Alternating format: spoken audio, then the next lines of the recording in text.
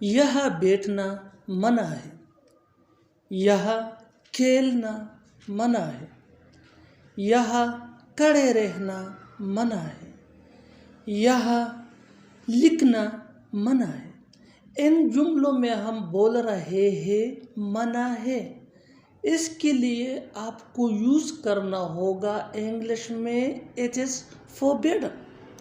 आइए complete structure समझते हैं।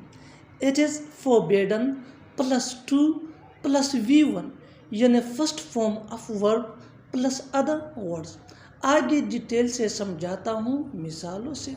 Let's see some example for better understanding. यहाँ बैठना मना है, it is forbidden to sit here, it is forbidden to sit here. यहाँ खेलना मना है, it is forbidden to play here, it is forbidden to play here.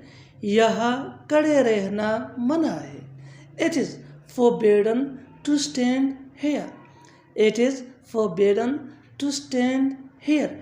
यहाँ लिखना मना है, यहाँ लिखना मना है, it is forbidden to write here, it is forbidden to write hair.